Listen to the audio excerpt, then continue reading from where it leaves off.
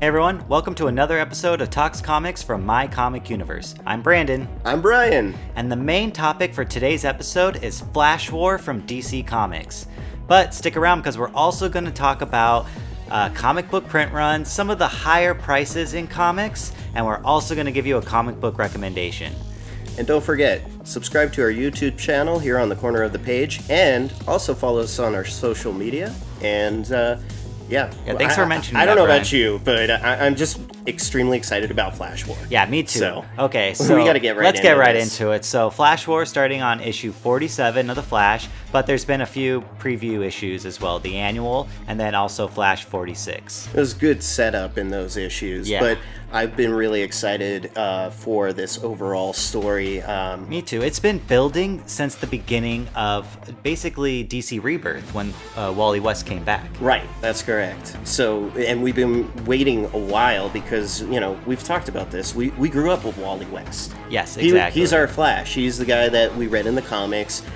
Same thing with the Justice League show. Yeah, the cartoon, you know, he was the Flash. It featured Wally West as the Flash and not Barry, yeah. So, you know, it was cool that they brought him back, and now that we're 2 years into the Rebirth, it's finally, they're carrying on that story. Yeah, because it's kind of like, well, what are they going to do with Wally? Yeah. You know, like, there's a lot that he's lost. He's lost years of his life. He's lost his wife and his children. Like, he went to go see Linda, you know, his wife, and she didn't even remember him. And then he has to then deal with, like, trying to go to other people in his life and see if they'll remember him. He seems like he is overall conflicted. He seems like he's confused how he can pick his life back up. It seems like he's very lost. Yeah, so, you know, like, he's conflicted with going back to Iris, you know, and, like, letting her know everything and then having her either not remember him or not want him to be a part of his life. Yeah, and it's really tough because he's also pushing away other people. He's pushing Barry away, and he's also pushing the other Wally away. Yeah. He's not letting anybody in, and he doesn't know how to handle it because he's been so disconnected from people, being in the Speed Force and being lost, you know? That too, but then, yeah, he's just got all this pressure and, like, yeah, he's got all these new memories coming back to him as well. Like, just in the first issue of Flash War, he starts to remember his children. Right. So, you know, there's a lot more that he's, you know, that's at stake for him. You know, it's getting harder and harder for him. Wow, Williamson really knows how to bring it together in a story, doesn't he? Yeah, he's been building it up since the beginning. Like, all of these stories have been building up with Iris killing Eobard Thawne. And what I'm really gathering a lot from Wally's character is he is lost. He is very complex right now. He's a very complex character because of what he's previously lost and what he's trying to gain back. It seems almost like he's trying to redeem himself for something, for the fact that he sacrificed himself. no, yeah, exactly. It's like he's pushing too much to get his old life back. And like most people know, it doesn't just happen overnight. No, yeah, and that's something, I'm glad you brought that up, because then he goes back to meeting this one girl that he used to know from being a child, and she was also on the Teen Titans, and then it, like, brought out all these she has, like, a split personality, so it brought out the bad personality in her, and he just has to, like, deal with, like, all his, I guess, the demons of his past, you know, like, right. You know, it's not all good and bad. He's got to deal with his, past issues and stuff. Yeah, I do agree with that. I saw that immediately in these first couple of issues with him. So let's take a look at some of these mock rogues. They're pretty cool. It's kind of interesting. I was a little thrown off by it at first when I saw them. I wasn't entirely sure like what was going on. They seemed like these museum curators, but they're like time, like kind of like time cops. Yeah. Well, before we get into that, like, basically, like, yeah, like, the reason why they're doing that is because there's, like, this change in the Flash Museum. All these things are, like, kind of, like, destroyed or messed up. All these stories and all these idols and stuff from the Flash, they keep changing with the time, right? Yeah. So and it's strange. And it's because Eobard Thawne, who, you know, basically Hunter Zolomon and Eobard Thawne are kind of, like, pulling the strings here in this Flash War. They believe that Barry and Wally will become better Flashes if they just lived the kind of tragedy that they lived. Yeah. And that they would be willing to kill the villain, you know, so that they don't go on and then kill other people. In other words, they're willing to go the extra step as opposed to somebody like Batman doesn't do that. Bruce would never go that length. Exactly. But they need to prepare him for that, which is really cool because when you see the two of them, I'm seeing the same relationship between Barry and Wally, but I'm seeing that in Hunter and Eobard as they're going back and forth about the plan and how they're trying to intricately like set this whole thing up between them.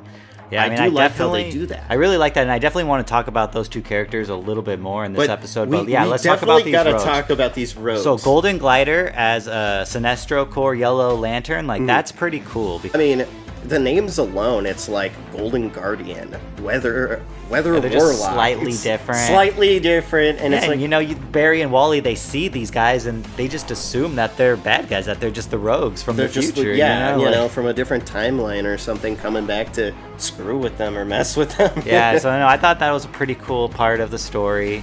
In Running Scared, the storyline, basically Eobard Thawne kind of like gets a little upset and like goes back in time and wants to kind of just like mess with Barry himself. He doesn't want to just kill him, he wants to like punish him.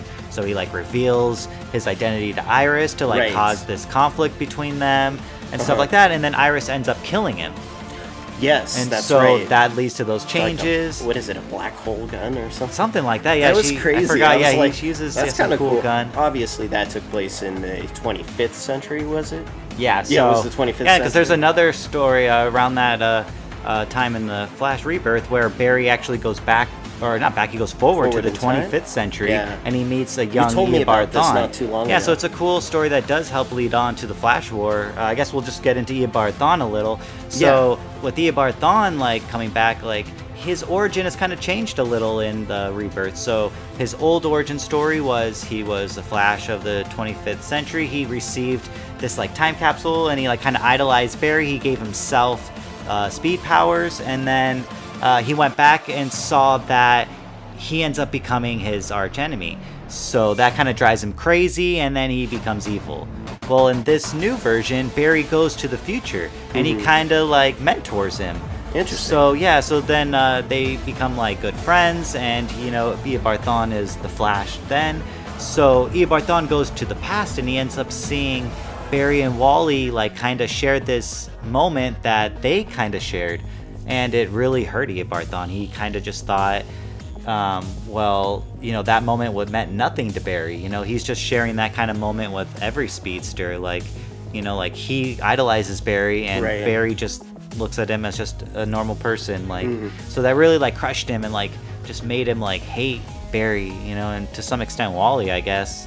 So it's cool that we got Hunter Zolomon back. What do you think about that? That's really interesting that they decided to bring him back. I do like where they're going with Hunter's character, especially this whole vengeance thing this vengeance he's going on. I really like the whole dynamic between Zoom and Reverse Flash, like Eobard and Hunter. It seems more of a instead of a team up or a partnership, it seems more like they're developing an actual friendship. Yeah, because they like really relate to each other. Everything, I mean, you know, they both like really relate to each other. They went through like so much tragedy in their lives. The other Flashes just went through the same kind of tragedy they went through, that they would become better heroes. And so it's like they feel like they're doing the right thing. They do, but we know that they're not. They're not, because at the same time, I feel like Hunter is kind of turning into a Loki-esque character. He's kind of pulling the strings more so than Thawne is in this. Oh, he definitely is. And I feel like, you know, he may be setting them all up. And so when they go to the future, everyone's there except Wally. Oh, interesting. Yeah, and so then basically we see that he's been taken somewhere else. Oh, okay. And you see like these missing parts of the Flash Museum. You see these Kid Flash things. Yeah, that's right. You see stuff about his wife and his kids. You see like this kind of like hologram of like him and his kids. And you know, so then there's Hunter Zolomon, and he kind of pulled him aside, like it was, you know, again, his whole plan to like get them to go to the future so he can pull Wally aside. Exactly. And he goes, I'm gonna help you get back your kids. You know, so he's trying to make it seem like he's doing something good. It does seem like he's trying to aid him and assist him along the way. But I still, like I said, I still think he has this sinister plan that he's holding back. So it's like, why is he trying to help Wally? You know, and then he's trying to make Wally and Barry fight. You know, but I mean, like, we know why. It's because he thinks that they'll be better heroes if they just live this tragedy, but it's like, what kind of tragedy is he going to make him go through? Exactly. Even Plus, more so than he already has been going through. Exactly, and they are pushing both characters to the brink. I mean, right now, like we were saying, Wally is going through this existential nosedive of a crisis, and he can't pull out of it. Exactly. So how is he going to pull out of it with all these headwinds thrown at him? You know, you've got Thawne and his plan to make him a better person, but he's still holding back the real hero in him. Yeah. Complex. I can't wait. It's fun. I'm liking it a lot, and I can't wait for the next issue. Exactly. I mean, there's lots of declarations and setup so far, and we're getting to the main conflict, which is great. It's a nice build-up for the next issue. But let us know in the comments below what you think is going to happen and what the future holds for Wally West. Also, let us know which Flash you're taking in this Flash War. Yeah. It's con season. It's convention season, everybody. We know that it was bound to come back around again. Hope you all got your New York Comic Con tickets. Yes, those just went on sale. San Diego's only a few weeks away. We're really excited for all the exclusives. But we wanted to talk about like what's been going on with the print runs again. We mentioned it in an earlier episode, but we wanted to bring it back up again that like another issue with the print runs has come up, and just the price point of comics lately. Yeah, definitely the price point. Yeah, so like with DC, you know, raising the price of their $2.99 comics to $3.99. That was a little bit hard to take as a fan and as a reader. I was really thrown off by that. Especially because it does seem like they're still going to be releasing these issues twice a month. Right. So we're going to keep on getting some great series. Not to mention they seem to be rehashing a lot of series now. Yeah. We have what's coming out in like a week or two is the new Hawkman series. We just had the new Justice League, which was really fun. I actually liked No Justice. I liked No Justice and the new Justice League #1. Yeah. Did you get around to reading the Man of Steel? I actually have not got around to Man of Steel yet. I liked the first one, but I've been hearing good things. I heard Bendis has been doing a really good job on this. Definitely. But with all of these bigger issues coming out, we have a lot of the like Action Comics 1000, and we have Amazing Spider-Man 800. So a lot of these bigger issues and titled issues are coming out, and they're also coming out with a hefty price point as well. Yeah, I mean, Action Comics 1000 had a $7.99 cover price. Amazing Spider-Man 800 had a $9.99 cover price. All the variants and then the variants, yeah. So like Action Comics 1000 had 10 standard variants that you can get in any of your comic book stores, not counting the store exclusives or the other variants that were available. We're not even gonna, I can't even fathom the print runs on those. Oh, I know. Yeah, they were really high print runs. Definitely. And then Amazing Spider-Man 800 had at least 12 different variants. And then for Batman 50, The Wedding, we're getting all these different variants, so yeah, they're setting us up with a little bit more like, hey, buy more variants, and then we're gonna keep on rehashing the series. Exactly. It's getting a little bit pricey there. Yeah, and then like, so I could see for like Action Comics 1000, that's a big milestone. Definitely. But now we're getting it for everything. Batman 50, The Wedding, we're getting tons of variants, you know, just things like that. Like, I think all these little events are gonna start getting more and more variants. Once again, we're relying on false information from the retailers. It is hard to tell exactly how much of a comic is out there, you know, for a print run. Yeah, so it is something we're talking about here at My Comic Universe, so let us know in the comments if you have anything to say about the high print runs on Action Comics or on all the variants on Amazing Spider-Man. Let us know about the higher price of the cover issues, if that $3.99 for DC Comics is gonna make you buy less, or just, you know, keep buying the same.